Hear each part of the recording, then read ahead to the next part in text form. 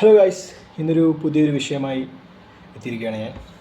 വേറൊന്നുമല്ല, നമ്മുടെ കേരളം ഇന്ന് നേരിടുന്ന ഏറ്റവും വലിയൊരു പ്രതിസന്ധിയാണ്.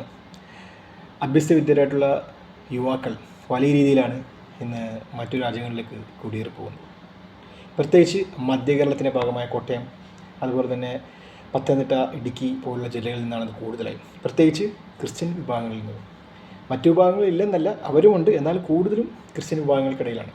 ഇത് കത്തോലിക്ക സഭ വലിയ രീതിയിൽ അവരുടെ ഏറ്റവും വലിയൊരു ആശങ്ക കൂടിയാണ്. അവരുടെ ചെറുപ്പക്കാർ അവരുടെ നാട്ടിലില്ല, മിക്കതും പുറത്താണ്, പള്ളികളിൽ ആൾ കുറഞ്ഞു വരുന്നു, യുവാക്കളുടെ കുറവ്, ഇങ്ങനെ വലിയൊരു പ്രതിസന്ധി അവർ നേരിടുന്നുണ്ട്. അപ്പോൾ അതിനൊരു പരിഹാരം എന്ന നിലയിലാണ് ഞാൻ ഈ വീഡിയോ ചെയ്യാൻ പോകുന്നത്. കേരളത്തിൽ ഏറ്റവും കൂടുതൽ വളരാൻ സാധ്യതയുള്ളൊരു ഫീൽഡാണ് IT എന്ന് പറയുന്നത്. നമുക്കറിയാം, ഇന്ന് പല IT കമ്പനികളും വെയിറ്റ് ചെയ്യുകയാണ് അവർക്ക് സ്പേസിന് വേണ്ടി. കാരണം അത്രത്തോളം ഐ ടിക്ക് സാധ്യതകളുള്ള ഒരു നഗരം കൂടിയാണ്, ഒരു സംസ്ഥാനം കൂടിയാണ് കേരളം. അത്രയും വിഭവശേഷിയുള്ള ആൾക്കാർ നമ്മുടെ നാട്ടിലുണ്ട്. പക്ഷേ അതിനുള്ള ഇൻഫ്രാസ്ട്രക്ചർ വേണ്ട വിധത്തിൽ ഇന്നും ഇല്ല എന്നുള്ളതാണ്. ഉണ്ട് കേരളത്തിൽ പൊതുവേ ഇൻഫോ പാർക്ക്, ടെക്നോ പാർക്ക്, അതുപോലെ തന്നെ കോഴിക്കോട് സൈബർ പാർക്ക്, അങ്ങനെ നിരവധി ഇതുണ്ടെങ്കിലും നമ്മൾ ആ കാര്യമായുള്ള രീതിയിലുള്ളൊരു അടിസ്ഥാന സൗകര്യങ്ങൾക്ക് നമ്മൾ ഇപ്പോഴും എത്തിപ്പെട്ടിട്ടില്ല. അപ്പോൾ അതിനൊരു പരിഹാരം എന്ന നിലയിലുള്ളൊരു വീഡിയോ ആണ് ഇവിടെ പറയാൻ പോകുന്നത്. വേറൊന്നുമല്ല, മധ്യ കേരളത്തിൽ കേന്ദ്രീകരിച്ചുകൊണ്ട്, പ്രത്യേകിച്ച് കോട്ടയം, അതുപോലെ തന്നെ പത്തനംതിട്ട, ഇടുക്കി, ഈ 3 ജില്ലകൾ കേന്ദ്രീകരിച്ചുകൊണ്ട് കത്തോലിക്ക സഭയുടെ നേതൃത്വത്തിൽ അവരുടെ ഒരു ശിക്ഷണത്തോടു കൂടി ഒരു IT പ്രൊജക്റ്റ് കൊണ്ടുവരിക എന്നൊരു പദ്ധതിയാണ് ഞാനിവിടെ ഉദ്ദേശിക്കുന്നത്. കാരണം ഒരേ സമയം ട്രിവാൻഡ്രവും അതുപോലെ തന്നെ കൊച്ചിയും വളരെ ആക്സസിബിൾ ആയിട്ടുള്ള ഏരിയയാണ്. രണ്ടാമത്തെ ഇതിൻ്റെ ഏറ്റവും വലിയ പ്രത്യേകത എന്ന് പറയുന്നത്, നമ്മുടെ ഈ കേരളത്തിൽ ഏത് പ്രൊജക്റ്റ് എടുത്താലും ലാൻഡ് അക്വിസിഷൻ, അതാണ് കേരളത്തിലെ എല്ലാ പ്രൊജക്റ്റും ഡിലേ ആകാൻ കാരണം. ഇപ്പോൾ നാഷണൽ ഹൈവേ പോലും ഏകദേശം 20-25 വർഷം എടുത്തു. അതിൻ്റെ മെയിൻ റീസൺ ലാൻഡ് അക്വിസിഷനാണ്. പക്ഷേ ഇവിടെ ഈ ഒരു പ്രൊജക്റ്റിൻ്റെ ഏറ്റവും വലിയ പ്രത്യേകത എന്ന് വെച്ചാൽ, കോട്ടയം, ഇടുക്കി, പത്തനംതിട്ട എന്ന് പറയുന്നത് താരതമ്യേന മറ്റു ജില്ലകളെ അപേക്ഷിച്ച് വളരെ ജനസാന്ദ്രത കുറഞ്ഞ മേഖലയാണ്. അതുമാത്രമല്ല, ഇത് കത്തോലിക്ക സഭയുടെ നേതൃത്വത്തിലാവുമ്പോൾ ലാൻഡ് അക്വിസിഷൻ വളരെ എളുപ്പമായിരിക്കും. സാധാരണഗതിയിൽ ഏതൊരു പ്രൊജക്റ്റിനും പ്രതിപക്ഷത്തിൻ്റെ അല്ലെങ്കിൽ ഭരണപക്ഷത്തിൻ്റെ പല രീതിയിലുള്ള തന്ത്രങ്ങൾ വരാറുണ്ട്. അങ്ങനെ ഒരുപാട് പ്രൊജക്റ്റുകൾ ഡിലേ ആയിട്ടുണ്ട്.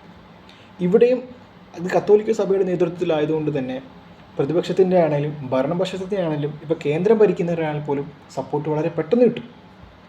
അതുകൊണ്ട് തന്നെ ഇത് മറ്റ് ഗവൺമെൻറ് ഡയറക്റ്റ് മുൻകൈ എടുക്കുന്ന പദ്ധതികളെക്കാട്ടി എളുപ്പത്തിൽ ഇത് ചെയ്തു തീർക്കാൻ സാധിക്കും.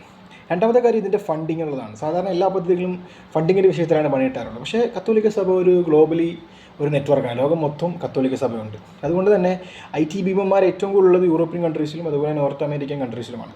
ഇവിടെയൊക്കെ വലിയ രീതിയിൽ കത്തോലിക്ക സഭയ്ക്ക് ബന്ധങ്ങളുണ്ട്. അവരുടെ ബന്ധങ്ങൾ ഉപയോഗിച്ച് വലിയ കമ്പനികളുടെ ഇൻവെസ്റ്റ്മെൻറ്റ് നമുക്ക് ഇങ്ങോട്ട് കൊണ്ടുവരാൻ സാധിക്കും. അതുമാത്രമല്ല, കോട്ടയം, പത്തനംതിട്ട ഈ മേഖല കേന്ദ്രീകരിച്ചുകൊണ്ട് വലിയൊരു ശതമാനം NRIs യൂറോപ്പ് അതുപോലെ തന്നെ നോർത്ത് അമേരിക്കൻ കൺട്രീസിലാണുള്ളത്. അവർക്കും അവരുടേതായ ഇൻവെസ്റ്റ്മെൻറ്റ് ഇതിൽ കൊണ്ടുവരാൻ പറ്റും. അത് മാത്രമല്ല, അവർക്കും അവിടുത്തെ പല ബിസിനസ്സുകളും ഇങ്ങോട്ട് മാറ്റാൻ സാധിക്കും. അതുകൊണ്ട് തന്നെ ഇത് വളരെ ഒരു സാധ്യതയുള്ളൊരു പ്രൊജക്റ്റ് കൂടിയാണ് നമുക്ക് ഉറപ്പിച്ച് തന്നെ പറയാൻ സാധിക്കും. അടുത്തെടുത്തു പറയേണ്ട ഒരു പ്രൊജക്റ്റാണ് മനുഷ്യ വിഭവശേഷി, അതായത് ഹ്യൂമൻ റിസോഴ്സ്. നമ്മുടെ കേരളത്തിലെ ഏറ്റവും വലിയ പ്രത്യേകതകൾ ഒന്നാണ് അപാരമായ സ്കില്ലുള്ള വലിയ രീതിയിൽ തന്നെ ഒരു യുവാക്കൾ തന്നെ കേരളത്തിലുണ്ട്. അതുകൊണ്ട് തന്നെ അക്കാര്യത്തിൽ നമ്മൾ പേടിക്കേണ്ട ആവശ്യമില്ല. ഇതിൻ്റെ ഏറ്റവും കൂടുതൽ അഡ്വാൻറ്റേജ് എന്ന് പറയുന്നത്, ഈ കോട്ടയം, പത്തനംതിട്ട അല്ലെങ്കിൽ ഈ മേഖലകൾ കേന്ദ്രീകരിച്ച് സഭയ്ക്ക് ധാരാളം സ്കൂളുകളുണ്ട്, വലിയ സ്ഥാപനങ്ങളുണ്ട്. അതുകൊണ്ട് തന്നെ വളരെ പെട്ടെന്ന് തന്നെ പഠിച്ചിറങ്ങുന്ന വിദ്യാർത്ഥികൾക്ക് സ്വന്തം നാട്ടിൽ തന്നെ ജോലി കിട്ടാനുള്ള ഒരു അവസരം ഉണ്ടാക്കി കൊടുക്കും. അതുമാത്രമല്ല, അവരുടെ സ്കൂളിൻ്റെ പാഠ്യപദ്ധതിയുടെ ഭാഗമായി IT ബേസ് ചെയ്തുള്ള എന്തെങ്കിലും സ്കിൽ ബേസ്ഡ് ആയിട്ടുള്ള എന്തെങ്കിലും ഒരു കോഴ്സ് കൊണ്ടുവന്നാൽ വളരെ പെട്ടെന്ന് തന്നെ അവർക്ക് ജോലി കിട്ടാനും വലിയൊരു അവസരമാണ് ഉണ്ടാകുന്നത്. പിന്നെ ഇതിൻ്റെ മാനേജ്മെൻറ്റ്, അതും വളരെ പെട്ടെന്ന് തന്നെ സഭയ്ക്ക് കൈകാര്യം ചെയ്യാനുള്ള കാര്യമുള്ളൂ. കാരണം അവർക്ക് സ്കൂളുകൾ, വലിയ ഹോസ്പിറ്റലുകൾ, അതുപോലെ വലിയ എല്ലാ മേഖലകളിലും അവർക്ക് വളരെ എക്സ്പീരിയൻസ് ആണ്. അതൊക്കെ അവർ മാനേജ് ചെയ്തിട്ടുണ്ട്. അതുകൊണ്ട് തന്നെ ഇത്രയും വലിയൊരു പ്രൊജക്റ്റ് വരുമ്പോൾ അവർക്കത് വലിയ ബുദ്ധിമുട്ടായിട്ട് തോന്നുമെന്ന് എനിക്ക് തോന്നിയിട്ടില്ല. എൻ്റെ അഭിപ്രായ പ്രകാരം ഈ പ്രൊജക്റ്റ് വന്നു കഴിഞ്ഞാൽ ഇത് 100% സക്സസ് റേറ്റ് ഉണ്ടാവും. കാരണം അത്രയും എക്സ്പീരിയൻസ് ആയിട്ടുള്ള കത്തോലിക്ക സഭയുടെ നേതൃത്വത്തിലായതുകൊണ്ട് തന്നെ ഇതിൽ വലിയൊരു വിജയം ഉണ്ടാകാൻ സാധിക്കും. ഇത് രണ്ടാമത് എനിക്ക് ഏറ്റവും കൂടുതൽ ഒരു നെഗറ്റീവായിട്ട്, അല്ലെങ്കിൽ ഇതിനൊരു ഡിസഡ്വാൻറ്റേജ് തോന്നുന്നത് വെച്ചാൽ, അങ്ങോട്ട് ആക്സസ് ചെയ്യാനുള്ള സൗകര്യമാണ്. പക്ഷേ അത് ഗവൺമെൻറ്റുമായി ഗവൺമെൻറ്റുമായി സംസാരിച്ചാൽ ഈ പ്രൊജക്റ്റ് കഴിയുന്നതോടുകൂടി തന്നെ അതിലേക്കുള്ള സൗകര്യങ്ങൾക്ക് വേണ്ടി ബേസിക് ആയിട്ടുള്ള ഇൻഫ്രാസ്ട്രക്ചർ, റെയിൽവേ, അതുപോലെ ഹൈവേ, അതൊക്കെ വളരെ കാര്യക്ഷമമായി ചെയ്താൽ ഇതിലൊന്നും കൂടി ഊർജ്ജം ഉണ്ടാവും. അതിനുവേണ്ടി ഇവർ നമ്മുടെ സെൻട്രൽ ഗവൺമെൻറ് അതുപോലെ സ്റ്റേറ്റ് ഗവൺമെൻറ്റുമായി വേണ്ട വിധത്തിൽ ബന്ധപ്പെട്ടാൽ അവർ അത് ചെയ്തു തരും. കാരണം കത്തോലിക്ക സഭയുടെ ഏറ്റവും വലിയ പ്രത്യേകത ഈ കേരളത്തിലെ പ്രധാനമായ BJP അതുപോലെ തന്നെ കോൺഗ്രസ് ആയിക്കോട്ടെ CPM ആയിക്കോട്ടെ, ഈ 3 പാർട്ടികളുമായി നല്ല ബന്ധം ഇവർ കാത്തു സൂക്ഷിക്കുന്നുണ്ട്. അതുകൊണ്ട് തന്നെ പരസ്പരം ആരും ചെളിവാടി എറിയാൻ സാധ്യതയില്ല. 3 പേരിൽ നിന്ന് സപ്പോർട്ട് മാത്രമേ കിട്ടത്തുള്ളൂ. കാരണം ഇവർ 3 പേര് ഒരുമിച്ചാൽ തന്നെ എന്താണ് ശതവേഗതയിൽ തന്നെ ഈ പ്രൊജക്റ്റ് മുന്നോട്ട് പോകാൻ സാധിക്കും. അതുകൊണ്ട് തന്നെ ഇത്തരം പ്രൊജക്റ്റുകളുമായി നിങ്ങൾ മുന്നോട്ട് വരണം. അത് വലിയ രീതിയിൽ നിങ്ങളുടെ കുടിയേറ്റത്തെ കുറയ്ക്കാനും സാധിക്കും. അത് കേരളത്തിൻ്റെ എക്കോണമിക്ക് വലിയ രീതിയിൽ ബൂസ്റ്റാവും.